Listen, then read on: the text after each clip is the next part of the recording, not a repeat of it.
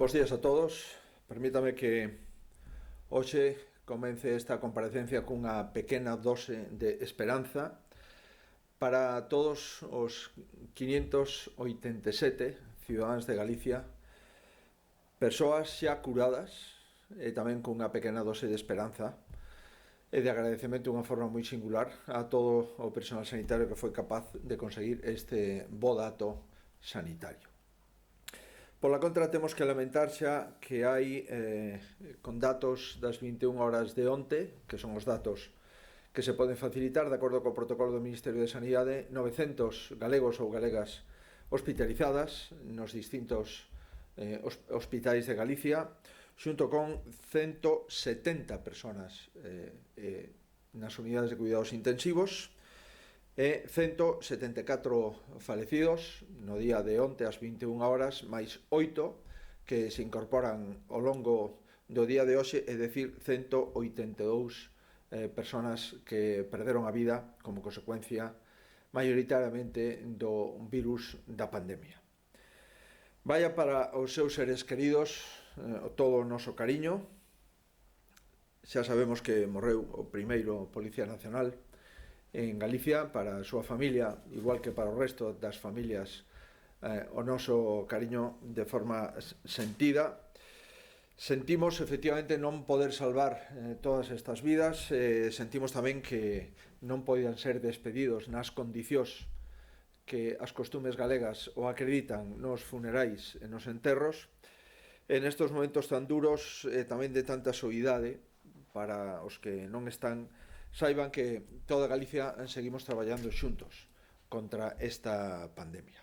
Como ven sendo habitual, para valorar a evolución da pandemia damos todos os datos. O número de persoas que xa están contaxiadas, tamén desde o punto de vista positivo, que están diagnosticadas, son 5.833, insisto, datos das 21 horas de onte. Número de persoas en UCI, 170. Eso supón que baixa con respecto ao mesmo hora do día anterior 8 pacientes de UCI, 8 menos. Número de persoas en hospitalización, 900 persoas en hospitalización. Eso significa que só sube un en hospitalización. E número de persoas de atención en domicilio, 4.113, o que supón un incremento de 255 persoas que teñen este virus, que están diagnosticados, pero que poden permanecer nos seus domicilios. En definitiva, hoxe temos, desde o punto de vista de comportamento nas últimas 24 horas, algúns datos mellores, como é no caso de UCI, con a reducción de 8 pacientes, o que significa o 4,49%, e igual en unidades de hospitalización con incremento de un único paciente, o que significa un 0,11% de incremento. Desde o punto de vista da tasa de letalidade, é dicir, o número de falecementos polo número de contaxiados, as comunidades autónomas con menor número de falecementos por número de contaxiados, Galicia con 2,93, Melilla e Ceuta con 2,4, e despois o resto de comunidades autónomas, a media de España, está no 9,5%. E tamén outros dos datos que miran o sistema e o funcionamento do sistema e o número de falecidos sobre ingresados. A comunidade autónoma con menos falecidos sobre ingresados, Galicia con un 8,70%, España está casi no 19%, no 18,93%. Queremos non só estar coas familias dos falecidos, coas familias dos ingresados, coas familias das xentes que están nas unidades de cuidados intensivos, tamén queremos estar con 500.000 de galegos que viven fora. Os galegos residentes no exterior, que forman parte das nosas vidas, que están preocupados polos parientes, polos familiares que están aquí en Galicia, e que nós estamos preocupados por esos galegos que viven fora en 146 países dos 5 continentes. Todos eles están a vivir a pandemia de unha forma probablemente con maior intensidade, porque nos países onde residen, tamén na maioría deles están sometidos a esta tensión sanitaria e as súas preocupacións lexítimas polos familiares que viven aquí. e queremos trasladarlle, en nome de todos os que viven aquí, unha aperta especial a todos eles e dicirlles que vamos a intentar mantelos informados na medida das nosas posibilidades. Hai outros que están nunha situación extraordinaria, que a pandemia os sorprendeu faenando no mar, recollendo o aparello ou lanzando o aparello dentro dos barcos que están nos océanos, onde os galegos pescamos prácticamente en todos os océanos do mundo, dende a Patagonia ao Mar do Norte. Están lonxe de Galicia, sabemos que eso tamén ten unha consideración especial, están padecendo tamén as sacudidas da pandemia como consecuencia da preocupación que están obtendo polas súas familias en Galicia. O noso ánimo e o noso agradecemento a todos eles. Vamos a seguir tamén en contacto a través dos medios de comunicación telegráficos e radiofónicos que é posible para manter contacto cos ciudadanos galegos que viven nos barcos que están faenando nos océanos do mundo. Seguimos trabajando para detectar todos los casos posibles y darles el diagnóstico certero en el menor tiempo posible. Hasta la fecha Galicia ha realizado más de 28.700 test y de esos 28.700 test el número de personas que no han contraído el virus está en el 80%. Por el contrario, el número de personas que sí han sido diagnosticados como portadores del virus está en el 20%. Para nosotros, lo hemos dicho desde el primer instante y lo volvemos a decir ahora, es fundamental la realización de pruebas. Y nuestra perseverancia para conseguir cuantos más test posibles, test fiables, test diagnósticos lo más definitivo posibles, sigue siendo uno de nuestros primeros objetivos. Cuantas más pruebas se realicen, más casos saldrán a la luz. Cuantas más personas diagnosticadas, esas personas tendrán más seguridad con su aislamiento de curarse. Y además, cuantas más personas diagnosticadas, el resto de personas tendrán también más seguridad de no ser contagiadas por aquellas personas a las que ya le hemos dado un diagnóstico de padecer el virus. Nos está pasando en Galicia de una forma muy especial en las residencias de tercera edad y en las residencias de discapacitados. Estamos intentando realizar el test para contrastar el estado de salud de todas las personas residentes. Y lo estamos haciendo dentro de todas las posibilidades que tenemos de material de test fiable y lo vamos a seguir haciendo. Y en este sentido me gustaría añadir que hemos valorado, y así se lo hemos trasladado al presidente del Gobierno, hemos valorado positivamente el que ayer en el Boletín Oficial del Estado se publicase un protocolo para toda España, protocolo en el que Galicia lleva ya trabajando algún tiempo y dando información al respecto. Me refiero al protocolo de cómo se notifican las personas que fallecen o las personas que tienen positivo en sus test de coronavirus en el ámbito de las residencias de mayores y de discapacidad. Esto es, necesitamos que se concreten los datos de acuerdo con este protocolo, en el que por fin ya hay un protocolo homogéneo donde se pide el número de centros de tercera edad, el número de centros intervenidos y también se le da a las comunidades autónomas la posibilidad de intervenir esos centros. Como ustedes saben, en Galicia ya hemos intervenido centros de residencias y lo vamos a seguir haciendo y también le hemos insistido al Gobierno, tanto Galicia como la inmensa mayoría de las comunidades autónomas, en la necesidad de tener test para poder detectar el contagio en el menor tiempo posible. Y a tal efecto, el presidente nos ha dado una buena noticia y es que parece ser que entre hoy y mañana el Gobierno central repartirá 1 millón de test a las comunidades autónomas para que podamos insistir en este activo que supone el diagnóstico. Por lo que se nos ha dicho es 1 millón de test, esperemos recibir en Galicia los 60.000 que nos corresponden aproximadamente por población. Son test de apoyo, no son test definitivos, son test que son eficientes cuando a uno se le da positivo en estos test rápidos de extracción de sangre muy rápida y, como digo, valen para confirmar los positivos. Sin embargo, cuando en ese test da negativo es necesario confirmarlo con una PCR, es decir, con los test tradicionales que estamos haciendo en los laboratorios de microbiología del Servicio Gallego de Salud. Pero de recibir los 60.000 test entre hoy y mañana, sin duda eso nos va a facilitar al menos detectar los positivos de una forma más rápida. Y en el caso de que, insisto, ese test de negativo, necesitaríamos contrastarlo a través de los laboratorios de microbiología del Servicio Gallego de Salud. Es importante recabar datos, pero también es importante poner los datos en perspectiva para estudiar los mejores efectos. Y así he aprovechado también para trasladarle al Gobierno que debería de establecerse criterios unificados al objeto de compartir los datos, porque hay algunas confusiones. Y es que el número de contagiados depende del número de test. Cuantos más test, más contagiados.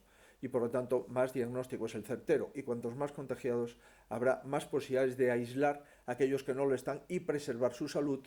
Y también a los propios contagiados tenemos la posibilidad, a través de su aislamiento y de su seguimiento médico, el tener preservada su salud de una forma más intensa.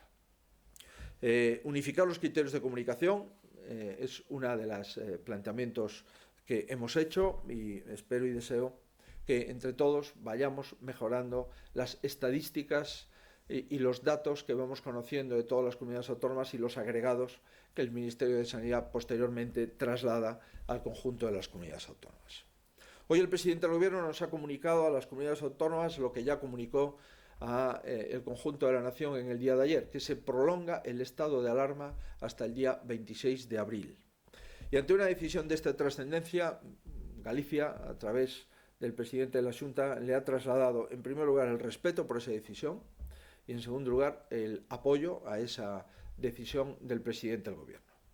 Le he preguntado de una forma muy concreta si esta nueva prórroga, que entraría en vigor a partir del 12 de abril, domingo, el 12 de abril que finaliza la Semana Santa, si a partir de esa fecha volveríamos al estado de situación del Real Decreto del 14 de marzo, que fue el primero en declarar el estado de alarma. O dicho de otra forma, le he preguntado que si esta prolongación del estado de alarma hasta el día 26 de abril supone que desde el 12 de abril, que finaliza la Semana Santa, se reanudan las actividades económicas que estaban permitidas en el Real Decreto de alarma inicial, el del 14 de marzo.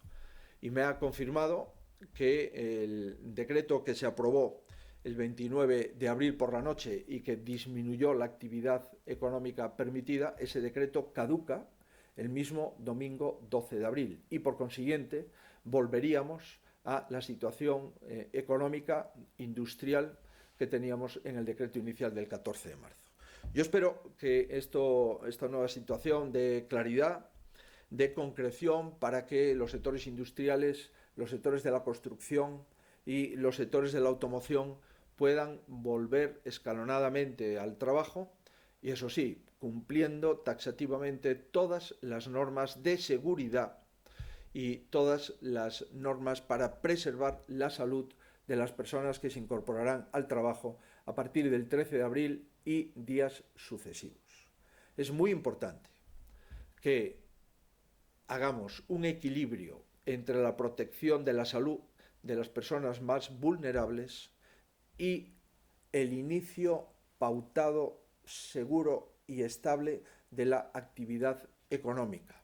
Y por eso le pido a todas aquellas empresas que volverán al trabajo a partir del 13 de abril que lo hagan extremando las medidas de seguridad, que lo hagan extremando las medidas de distanciamiento entre los trabajadores y que lo hagan extremando con las medidas de higiene y de preservación de la salud de los propios trabajadores. Yo espero y deseo, pues, que a partir del domingo 12 de abril empecemos ya a recuperar una parte de nuestra actividad económica que teníamos confinada como consecuencia de aquel Real Decreto Ley del domingo a las 23:30 horas del 29 de abril y que la construcción, la industria metalúrgica, la industria del aluminio y también la automoción podamos ir paulatinamente activándola a partir de ese 13 de abril.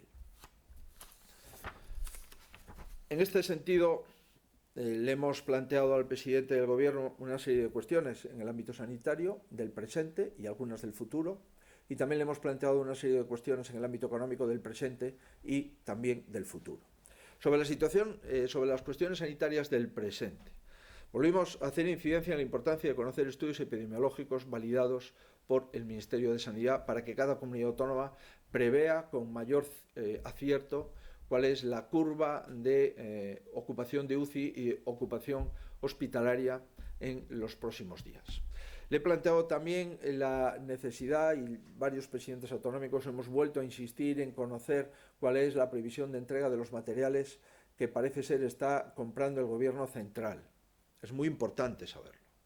Y es muy importante saberlo para poder establecer un criterio y poder tener una previsión de aquel material que el Gobierno central pone a disposición de las comunidades autónomas y el propio material que las comunidades autónomas estamos comprando, y así hacer una previsión de reparto para garantizar y preservar la salud de los profesionales sanitarios, de los profesionales de residencias y también de aquellas otras personas como fuerzas y cuerpos de seguridad del Estado y otras que necesitan mascarillas, guantes o batas.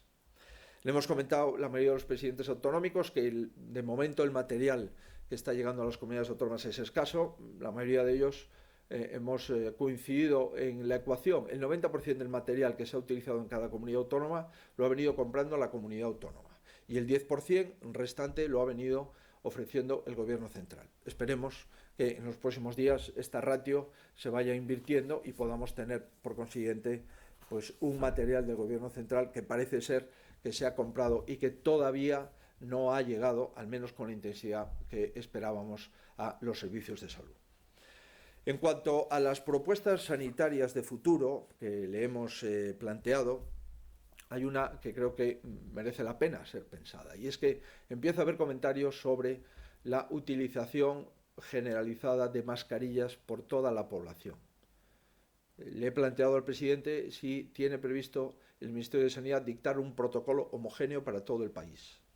Nos parece que eso sería prudente, lógico y procedente, para que tengamos un criterio unificado en todo el país y sepamos realmente si, consultados los preventivistas de los servicios de salud y consultados también el resto de especialidades que entienden sobre la materia, podemos dar un criterio. Si no, cada comunidad tendrá que utilizar el criterio que considere oportuno. Vamos a ver si en los próximos días nos notifican este posible protocolo generalizado de mascarillas o, por el contrario, seguimos con los protocolos actuales de no aconsejar la utilización masiva de mascarillas. Insisto, si tenemos ese protocolo sería bueno para todos, y si no lo tenemos, cada servicio de salud lo estudiaremos. En segundo lugar, le he planteado también el interés, que me parece oportuno, de ir previendo el hacer estudios epidemiológicos en gente sana.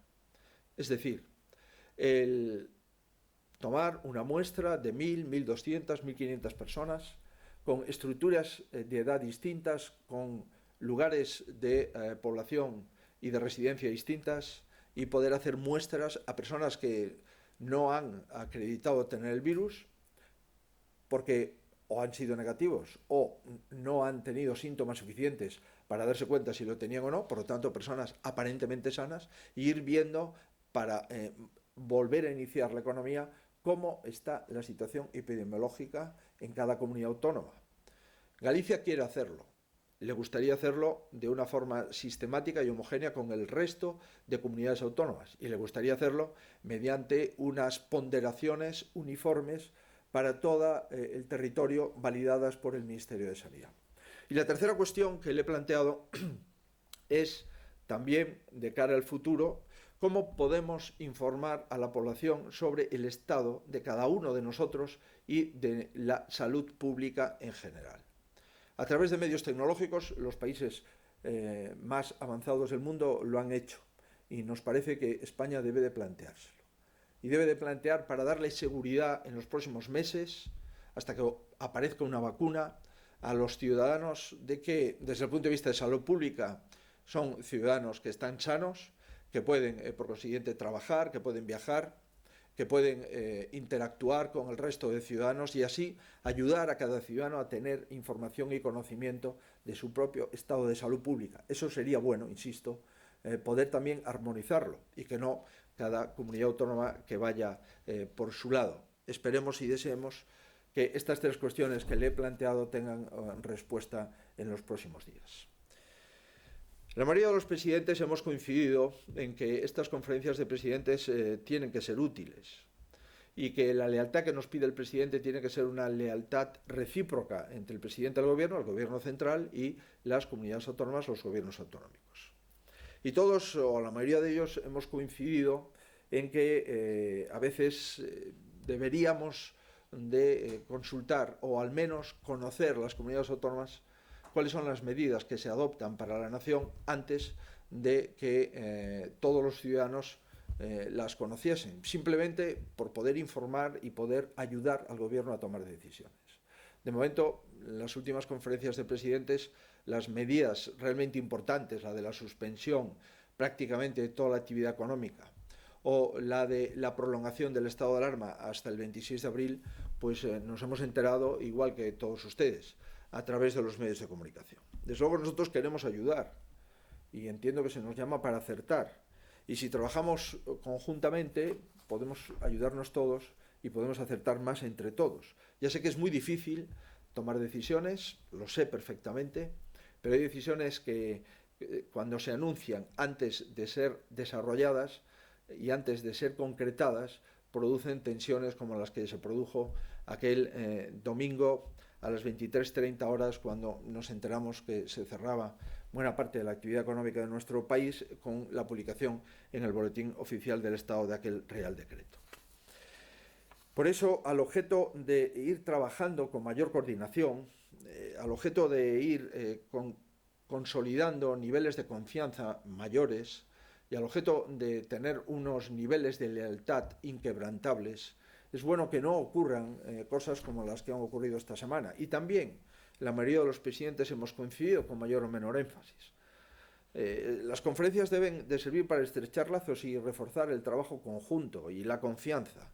Y no puede ser que el presidente del gobierno, con toda su buena voluntad, nos reúna un domingo y no nos aclare qué decisiones va a adoptar el gobierno durante la siguiente semana, y digo, no puede ser que nos reunamos el domingo y que el martes siguiente las comunidades autónomas veamos disminuido nuestro presupuesto para financiar decisiones del Consejo de Ministros, decisiones, por lo tanto, unilaterales del Gobierno central que no han sido ni consultadas ni mucho menos consensuadas con las comunidades autónomas. No parece razonable tomar decisiones un gobierno y que las pague otro gobierno.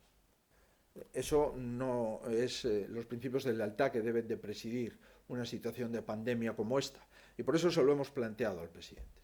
Y por eso la mayoría de presidentes pues, le hemos dicho que esa disminución, esa retirada de los fondos de las políticas de empleo no podemos entenderlas ni podemos aceptarlas.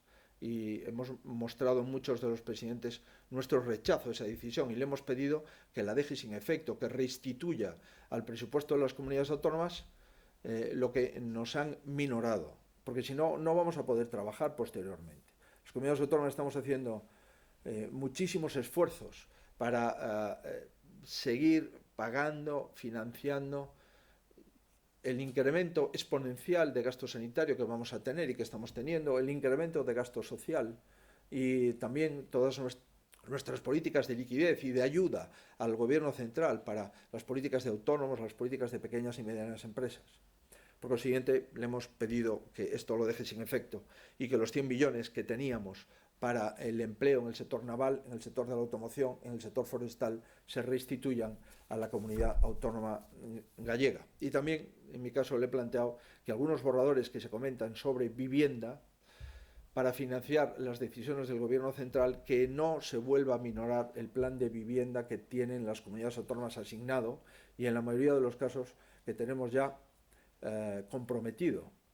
Hemos comprometido dinero para ayudar a los ciudadanos en la rehabilitación de sus viviendas, en el acondicionamiento de las fachadas, en la envolvente energética, en la envolvente de la fachada para disminuir energía en esas viviendas, y no tiene sentido en este momento que algunos borradores que se manejan en el Gobierno central nos vuelvan a detraer un dinero que ya tenemos en nuestro presupuesto y que hemos destinado a la vivienda para financiar las decisiones de vivienda unilaterales del Gobierno central.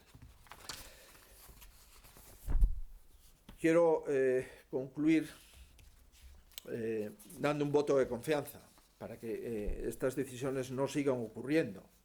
Algún presidente autonómico, de una forma muy gráfica, vino a expresar que lo que el Gobierno central nos retira a las comunidades autónomas es el doble de lo que nos da. Pues lamentablemente en el caso de Galicia se retira mucho más del doble de lo que se le da. Por eso, insisto, sería bueno seguir trabajando en los ámbitos de la lealtad. Y además le hice unas 3 peticiones en el ámbito económico, también en el entendimiento de que pueden mejorar la situación de nuestro país. En primer lugar, que se agilice al máximo el cobro de las personas que están en expedientes temporales de regulación de empleo, en los ERTES, para que puedan cobrar, si es posible, al cabo de un mes. Se han quedado sin retribuciones a partir del 15 de marzo. Sería bueno que pudiesen cobrar en los primeros días del mes de abril. También le hemos planteado que agilice las devoluciones de IVA de periodos anteriores a la declaración del estado de emergencia. Es decir, las devoluciones de IVA del ejercicio anterior y las devoluciones de IVA entre enero y febrero a los ciudadanos que han pagado IVA y que el Estado tiene que devolvérselos.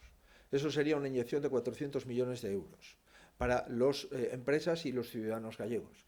Dado que ese IVA lo han pagado y todavía no se le ha devuelto, lo que parece razonable es que se le devuelva a la mayor celeridad para que tengan menores tensiones que ya de por sí en su situación precaria de liquidez.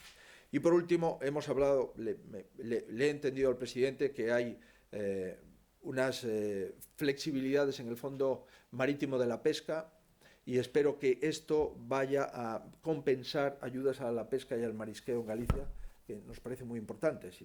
En este caso, si existen esas flexibilizaciones que ha conseguido el Ministerio de Agricultura y Pesca y que el presidente del Gobierno nos ha adelantado, sería muy buena noticia para todos. Pecho xa esta intervención, decirles que todos os nosos esforzos van a seguir, van a continuar. Non vamos a desfallecer en ningún caso. Vamos a seguir traballando co mesmo énfase, coa mesma sistemática, aprendendo dos erros, mellorando as metodoloxías e priorizando realmente as nosas decisións. Todo o orzamento da Xunta de Galicia, todo o expertise de este goberno que leva 11 anos gobernando en Galicia está a disposición da saúde. En primer lugar, da saúde física da nosa xente, dos cidadáns que viven en Galicia. Da saúde física para conseguir todos os fondos que necesitamos para a sanidade e para os servizos sociais. E, en segundo lugar, para a saúde do emprego e da economía. Si non conseguimos reactivar paulatinamente, con medidas seguras, con protocolos certos, con estrictas medidas de execución de decisións económicas, evidentemente non teríamos diñeiro e teríamos unha crise sanitaria e unha crise de empobrecemento masivo das familias, dos fogares e tamén das empresas e do sector público autonómico. E solicitei ao presidente se hai algunha previsión de impacto na caída do Produto Interior Bruto de España e se hai algunha previsión do impacto do incremento do déficit público e da débeda pública española. Esa información supoño que nos la dará nos próximos días porque efectivamente estamos intentando conseguir un equilibrio. Primeiro, protexer a saúde das persoas máis vulnerables. E segundo, facilitar paulatinamente con todas as medidas de seguridade a reactivación paulatina de sectores económicos que son importantes para non perder a capacidade exportadora, para responder aos pedidos que debemos de responder porque senón perderemos esos clientes e se irán a outros países e, en definitiva, para dar un pouco de oxígeno ás nosas economías particulares, ás nosas economías familiares e ás nosas empresas galegas. Ninguén de nós viviríamos unha situación como esta, pero sí temos experiencia en respostas solidarias. Temos a resposta solidaria dos profesionais sanitarios, a resposta solidaria dos profesionais das residencias da terceira idade que están cuidando as persoas que nos deron a vida, as persoas que conseguiron este nivel de vida no que estamos, que foi o mellor nivel de vida e bienestar que vivimos nunca en España antes da pandemia, refírome. E tamén sabemos dar resposta a situacións económicas difíciles. Fomos capaces de solventar e de iniciar unha recomposición do noso sistema económico a partir da crise do ano 2008 e por eso vamos a intentar sair desta situación. O Goberno Central ten a responsabilidade da Xunta de Galicia e a vai a seguir tendo. O Goberno Central ten a opinión sinceira da Xunta de Galicia e a vai a seguir tendo. E o Goberno Central e os concellos galegos e o conxunto de concellos españoles, por suposto, as comunidades autónomas e a Xunta de Galicia non temos máis compromiso que acertar. E vamos a intentar acertar, si cabe, con maior intensidade. Entendo que aquí non hai partidos, que aquí non hai políticas, aquí hai servizo público sanitario, servicio público social, aquí hai servizo público para ir reactivando a economía paulatinamente cumprindo as medidas máximas de seguridade que poden ser, por suposto, inspeccionadas pola Inspección de Traballo ou por calquer outro organismo independente e estou convencido que máis pronto que tarde iremos paulatinamente mellorando, iremos paulatinamente crecendo en esperanza que esa mellora paulatina e esa esperanza non teña marcha atrás, que o que fagamos non leve decisións precipitadas que temos que deixar sin efecto, senón o que fagamos con un estado de alarma prolongado ata o día 26 de abril, fagamos as cousas que temos que facer, activemos a economía conforme o previsto e pensemos sobre todo en que facemos despois. En que grupos de risco vamos a testar esas test epidemiolóxicos que temos que facer despois de finalizar o pico máximo da pandemia. En como podemos manter a seguridade da saúde pública de todos os ciudadanos que conformamos a sociedade galega e a sociedade española. E, en definitiva, en como podemos, que a cada un cos seus presupostos e cos súas competencias, axudar ao ben común. Queda un día menos. Así que pídolles, como sempre, que se coiden. Cuidándose vostedes, coiden de Galicia. E cuidando cada un do seu ámbito, estamos cuidando do ámbito que todos compartimos. Mais nada e moitas grazas. Entramos en preguntas de medios de comunicación. Sí, boas tardes. Praza Pública, a información de casos de coronavirus nas residencias de maiores que teñen que enviar de agora en diante ao Goberno de España suporá algún cambio no cómputo diario de datos que ofrece o Sergas? Entendo que basicamente non. O protocolo que pedíamos, porque non estaba claro como se computaban as persoas que falecían nunha residencia, o protocolo acaba de sair publicado creo que onte no Boletín Oficial do Estado. O Servicio Galego de Saúde, calquera persona que faleza no seu ámbito nun establecemento sanitario, normalmente nun hospital, automáticamente veña dunha residencia ou veña de onde veña, se computa como falecemento no sistema de saúde e se notifica o Ministerio de Sanidade. Adicionalmente, lle notificamos a Fiscalía calquer dato relevante que teñamos nas residencias da terceira idade. Normalmente, salvo que me equivoque, a Fiscalía nos pide positivos, número de falecementos nas residencias de terceira idade e que tamén se lles facilita. O que debemos de intentar ahora é que o protocolo de residencias sexa un único para toda España. E, por lo tanto, nós temos tamén que distinguir as persoas que falecen nunha residencia e teñen un test positivo de confirmación do coronavirus ou persoas que fallecen na residencia e non teñen ese test positivo ou teñen un test negativo ou aínda non se lle fixo o test para poder dar datos que sexan homoxéneos e comparables.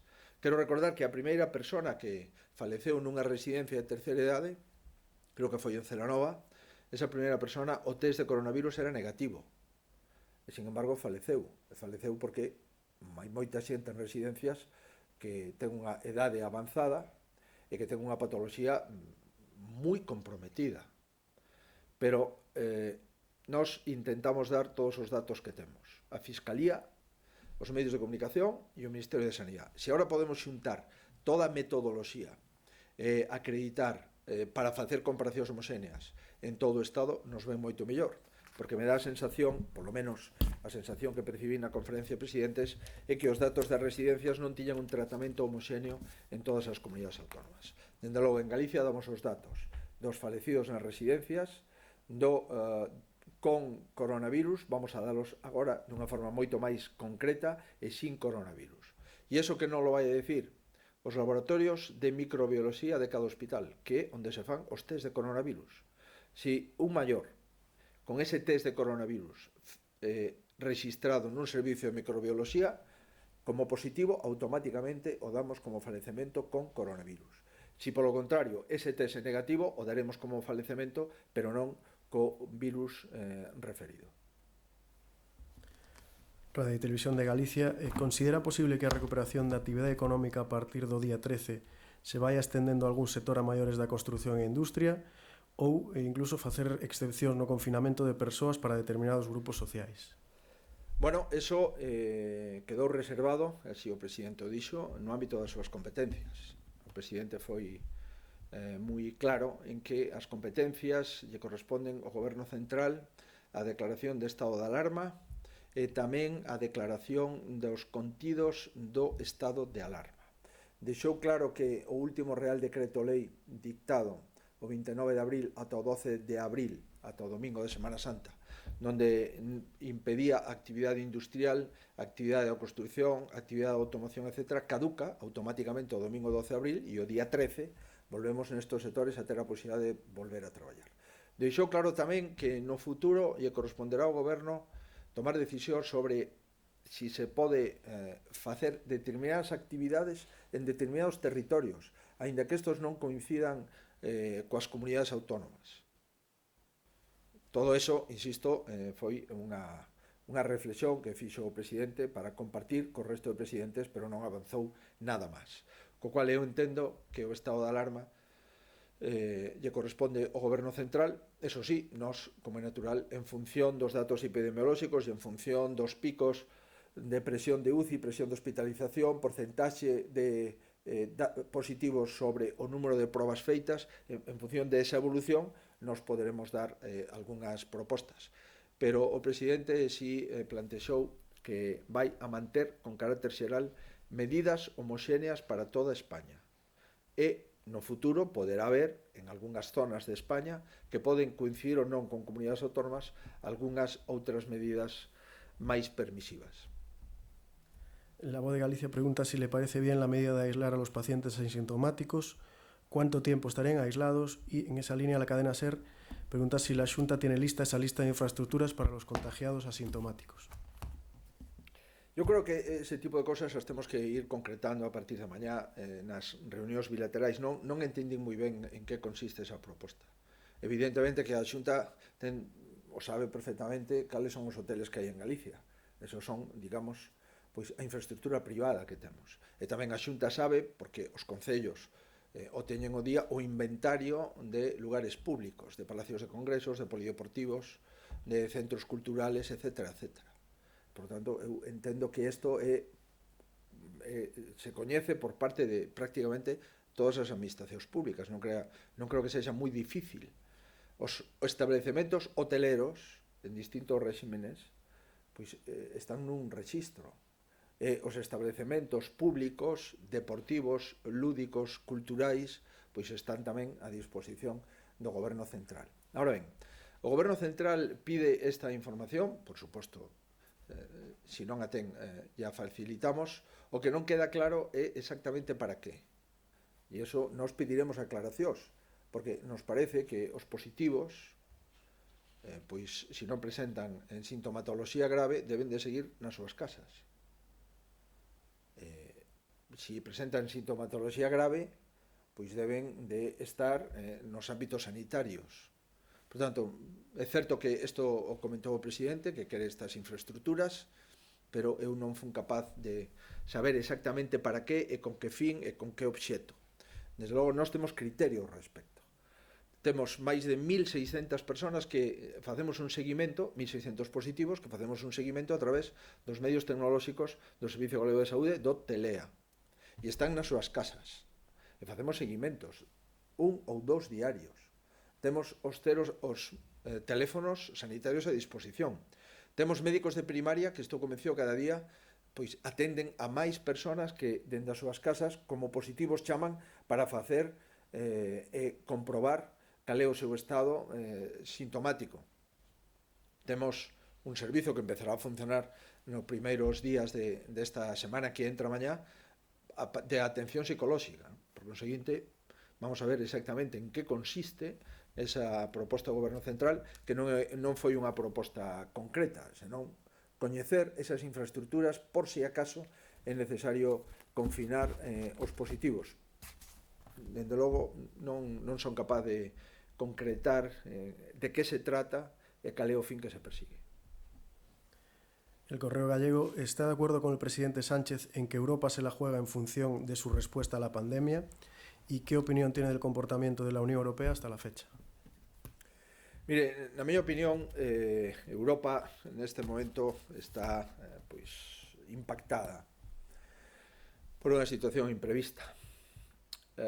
Probablemente Europa e as súas autoridades sanitarias non estuveron brillantes no momento de tomar decisión sobre a pandemia. China e Corea, Xapón, estaban aí. É lonxe, é certo que moi lonxe, pero Italia está no sur de Europa, é moi próxima a nós, a poucas millas de Baleares, pegada a Francia, a Suiza, cerca de Grecia e de outros países do sur de Europa.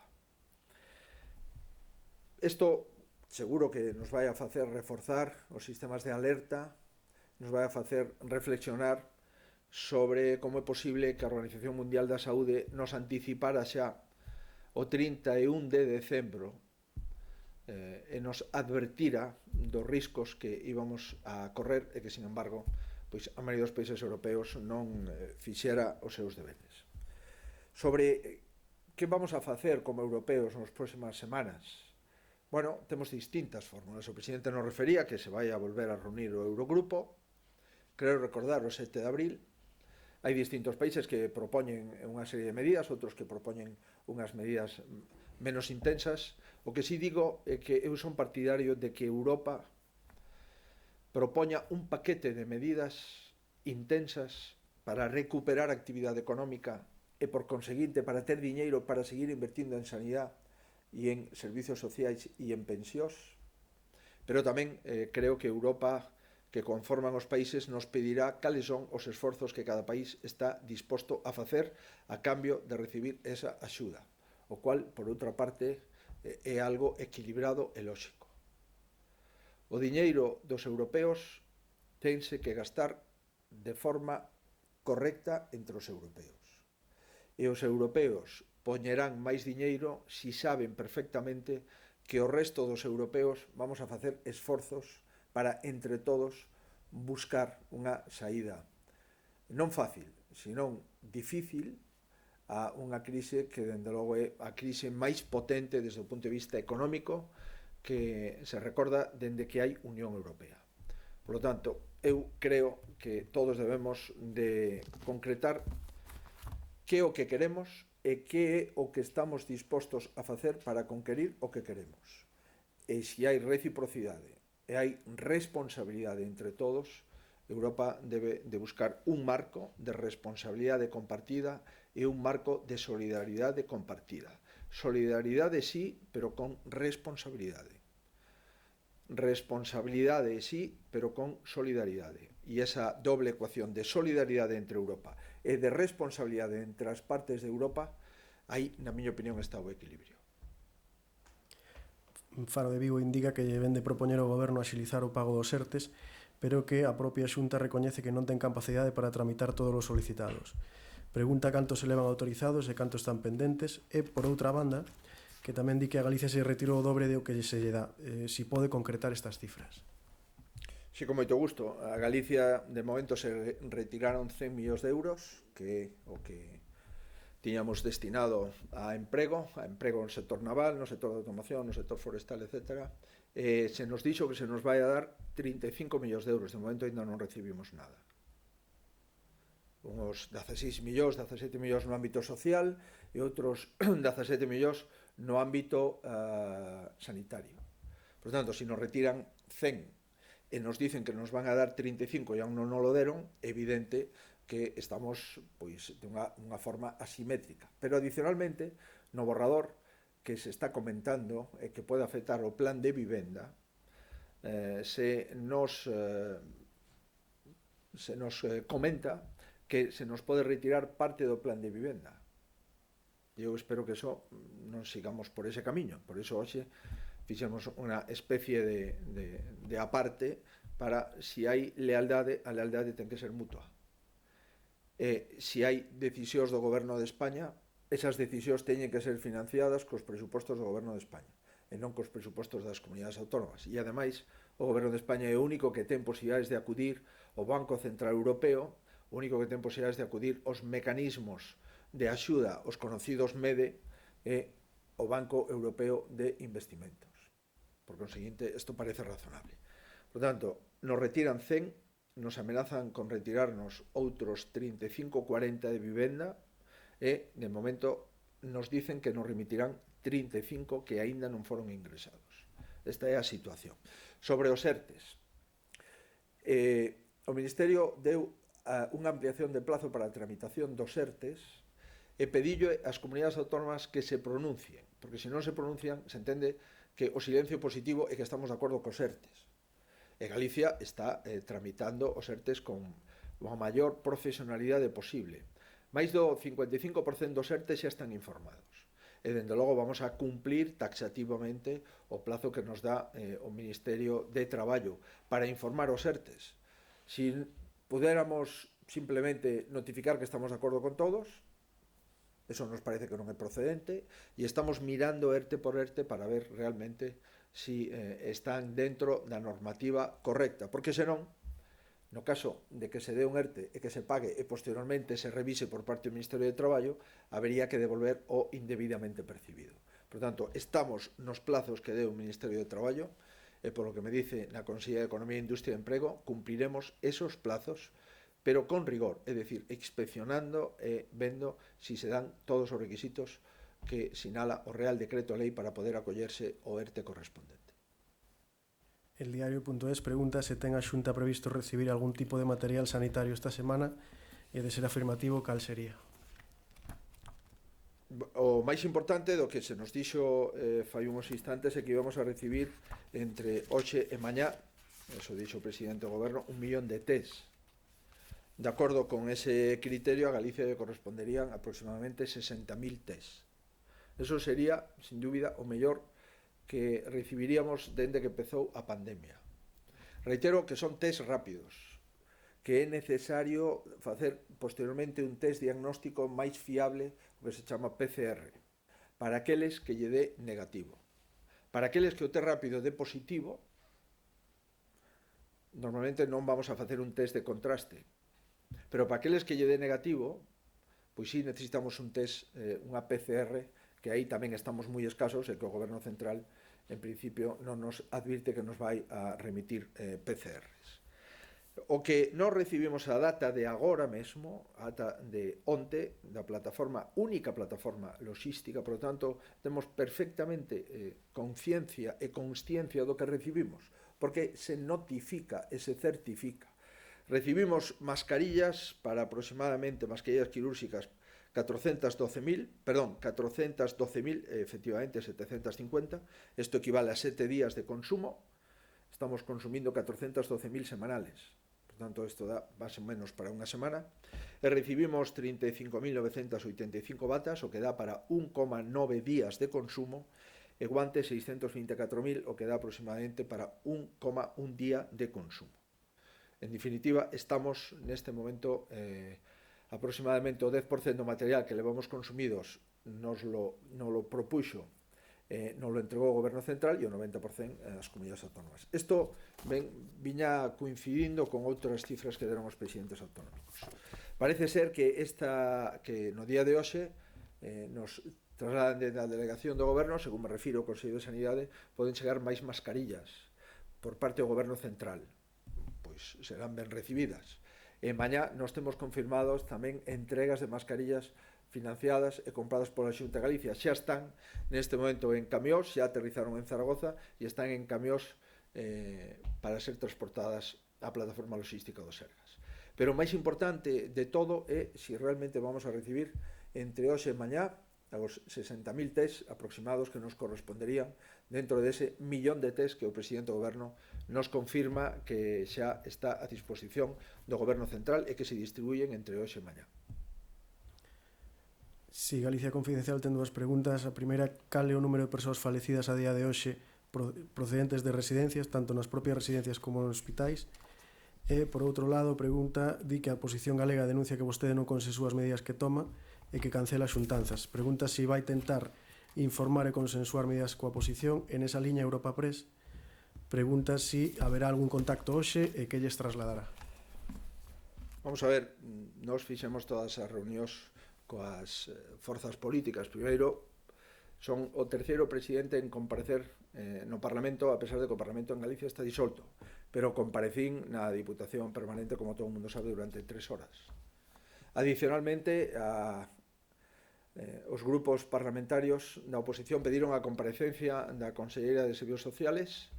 Quero recordar que pediron un luns, se notificou o martes que se comparecía, e se compareceu o venres da semana pasada, non só a Conselleira de Política Social, senón tamén o vicepresidente da Xunta. E hoxe están convocados, creo, todos os grupos parlamentarios para ter unha videoconferencia, creo que ás 17 horas, e dar conta do que se tratou na conferencia de presidentes no día de hoxe. O pasado domingo, pois non fixemos unha comparecencia como consecuencia de que o Goberno nos dixo que ia aprobar un real decreto o que prohibiu actividades económicas, industriais, automoción, construcción, etc., pero que non tiña o texto. E o texto o coñecimos ás 23:30 horas do domingo, co cual o único que podíamos era informar do que xa sabían todos os grupos, de que se iba a hacer un peche máis intenso da actividade económica, pero sin poder concretar cal era o termo dese peche, dado que ata as 23:30 do domingo non tuvemos coñecemento, igual que o resto dos ciudadanos, da publicación do Boletín Oficial do Estado. Por conseguinte, non sei se esa reflexión se comparece cos datos reais que acabo de referir. Nos, en relación, insisto, coas persoas que falecen, damos os datos que temos, todos.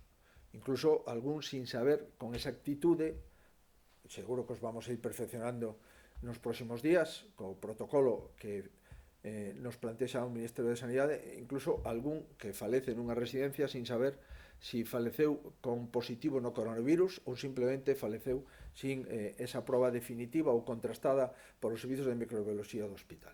Por tanto, hoxe acabo de decir que temos 174 falecidos onte, ás 21 horas, máis 8 que faleceron de acordo cos registros sanitarios, é dicir, 182, e os datos de falecidos nas residencias, os damos sempre que se nos piden, son 65, dos cuales 32 desos 65 xa están computados dentro dos servicios sanitarios porque faleceron nos ámbitos sanitarios, nos hospitais.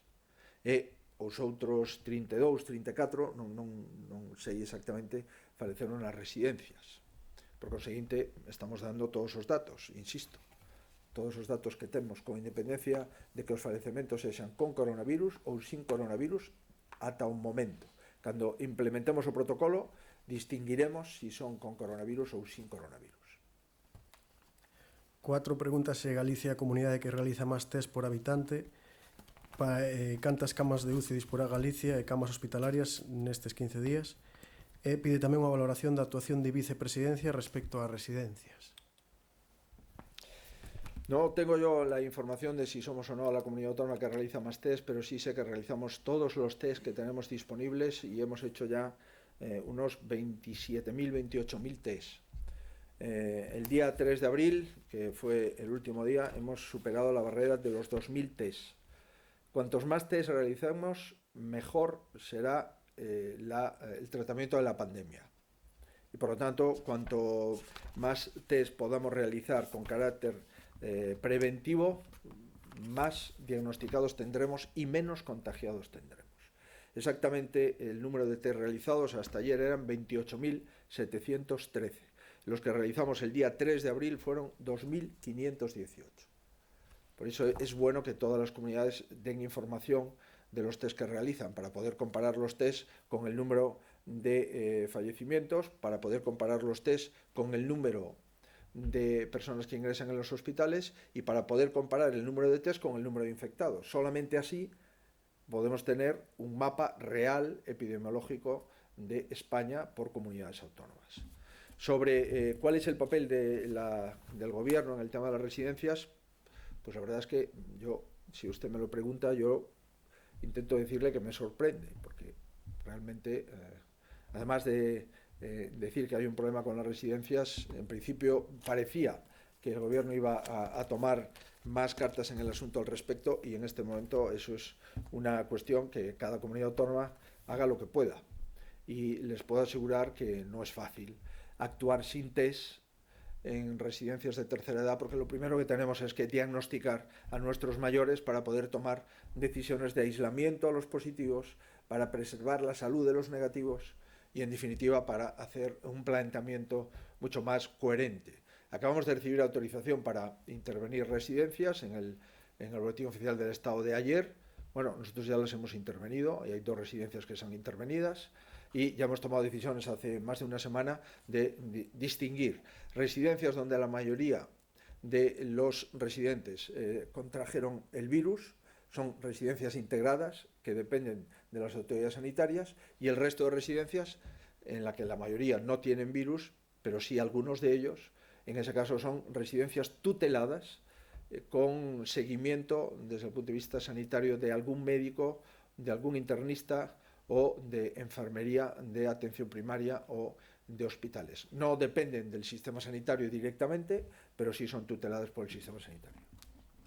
Sí, había otra que era, para estos 15 días, ¿cuántas camas UCI dispondrá Galicia y cuántas camas hospitalarias? Y la enlazo ya con la de ABC, que pregunta si se puede avanzar en qué punto se encuentra el desarrollo del Hospital de Campaña de Coruña. Vamos a ver, hemos convocado el próximo lunes, es decir, mañana por la tarde, una reunión con el Comité Clínico del Servicio de Salud. Todas las decisiones que adoptamos desde el punto de vista sanitario, ya sea previsión de aforos de UCI, previsión de utilización de camas de reanimación o de quirófano, previsión de la logística dentro de las urgencias de enfermos con COVID o enfermos sin COVID, la utilización de las plantas de hospitalización y con qué intensidad para enfermos COVID y enfermos no COVID, todo eso lo cerramos con los clínicos. Y además con los clínicos cerramos el seguimiento de la curva epidemiológica de UCI, de hospitalización, y también con los clínicos cerramos la posibilidad de realizar nuevas infraestructuras, lo que se denomina infraestructuras extrahospitalarias o hospitales de campaña. El lunes, mañana, vamos a analizar otra vez cuál es la situación a esta fecha y cuáles son las novedades. Yo quiero decirles que para nosotros lo mejor que podíamos informar es que no se necesitasen esos hospitales de campaña, sin duda. Esa sería una noticia que me gustaría darles.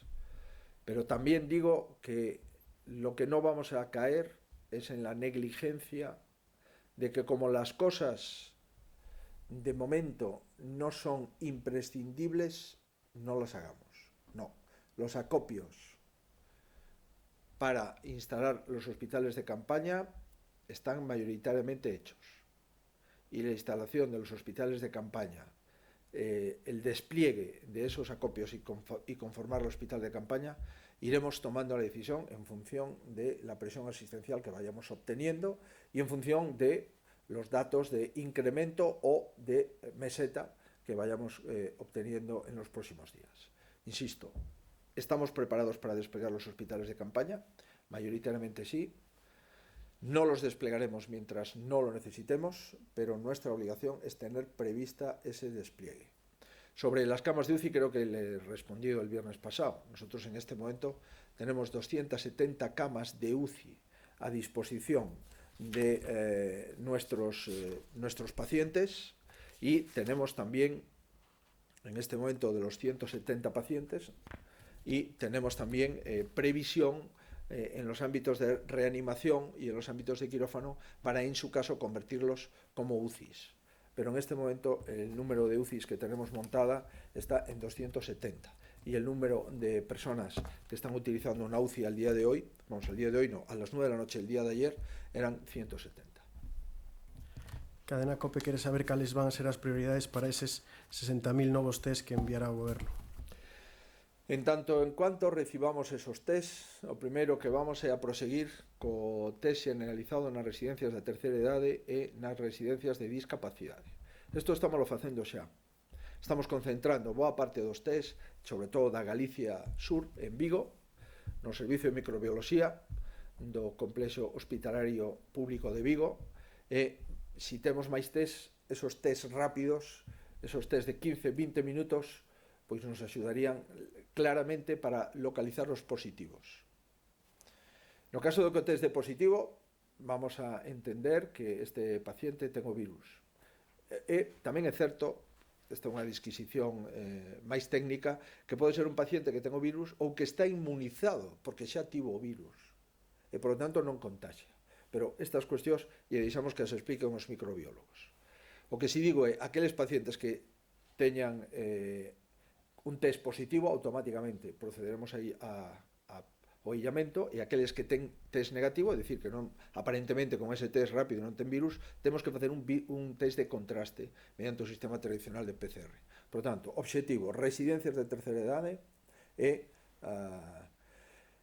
discapacitados internos. E, por suposto que duda cabe, sempre que digo isto, empezo polo principio, os profesionais sanitarios, para ter a certeza de que poden seguir traballando sin contagiar a ninguén e ter a certeza de que teñen unha saúde que permita seguir traballando. E calquer outros profesionais que ás veces nos piden, policías, guardias civís, outros profesionais que están traballando diariamente e que nos pide a través da delegación do Goberno que se fagan esos test diagnósticos. El país, sábese algo dos respiradores que prepagou a Xunta que ainda non chegaron? Cantos son, cando está previsto que cheguen e cal é o problema polo que se retrasa? Pois, evidentemente, nós, xa o dixemos desde fai tempo, fixemos unha compra de respiradores por riba destos 270. Hai respiradores que aínda non nos foron entregados. Na mente non sexan entregados, nós, volvo a reiterar, non vamos a crear falsas esperanzas ou falsas expectativas. E, en consecuencia, cando teñamos esa información, a vamos a dar. Reitero, non creo que sexa prudente dar información sobre cousas que se prepagan e que aínda non son entregadas. A nosa sistemática é distinta. Nós, cando temos as cousas aquí, as decimos. Sabíamos que iban a vir máis de 1 millón de mascarillas este fin de semana. En tanto en cuanto o avión non aterrizou, está en Zaragoza e acaba de meter esas mascarillas nos camións que nos traen ese material, ata que non entren no Servicio Galego de Saúde, tampouco computamos. Por conseguinte, eso é o que podo decir. Evidentemente que hai tensións, coñecemos o problema de Turquía este fin de semana, evidentemente que hai tensións nas fábricas chinas, respiradores que en principio van a ser para servicios de saúde españoles, pois hai veces nos que eso non se produce por decisións locais, non por decisións, lóxicamente, dos servicios de saúde. Pero neste momento o importante, na miña opinión, é manter unha boa relación sempre con China. Creo que é un erro por unha serie de consideracións que se deron, pois activar un recelo contra ese país. Ese país neste momento está servindo a maior parte do mundo. Hai tensións, hai discusións, pero manteñamos a calma, non entremos a discutir sobre os que realmente están fabricando en boa parte as medidas que Occidente e o material que Occidente necesita. Me gustaría que todas esas noticias que se comentan por aí de test que se están facendo en outros lugares de España, perdón, de respiradores que se están facendo en outros lugares de España, puderan vir, pero certo verdad é que nos respiradores do Goberno Central non temos. Se nos deu algún material que non era realmente para unha UCI, sino que estaba indicado para apnea del sueño, pero non para UCIs, e, por lo tanto, de momento non podemos contar con respiradores do Goberno Central. Oxalá os podemos contar nos próximos días. Pregunta que sería xa a última, simplemente confirmarse por cada test rápido se gastará un PCR para realizar a contrastación. Por cada test rápido negativo se gastará unha PCR. Por cada test rápido positivo, en principio, non será necesario outro test de contraste. Si o criterio de microbioloxía do próximo LUNS, onde está o Dr. Regueiro como xefe de servicio de microbioloxía do Complexo Hospitalario de Vigo, pero que fala cos seus colegas da Coruña, de Ourense, de Santiago, etc., cambia o criterio, o daríamos a coñecer. Pero, de momento, si esos test rápidos, que descoñecemos cal é a súa marca, cal é as súas especificidades, son os test rápidos que viñamos coñecendo, entón sería suficiente como diagnóstico positivo e habería que confirmar con diagnóstico negativo. Esperemos que sexan esos test, os test que funcionan e os test que teñen unha fiabilidade, polo menos para os positivos alta, aínda que para os negativos non é unha fiabilidade 100%, porque hai que confirmar con PCRs. Insisto, vamos a coñecer cales son os test que nos chegan e vamos a informar sobre esa cuestión. Pero se son os test que son bons, é dicir, que funcionan, os positivos non sería necesario repetir e os negativos sería prudente e apropiado repetirse a través do test PCR. Moi ben, por motivo.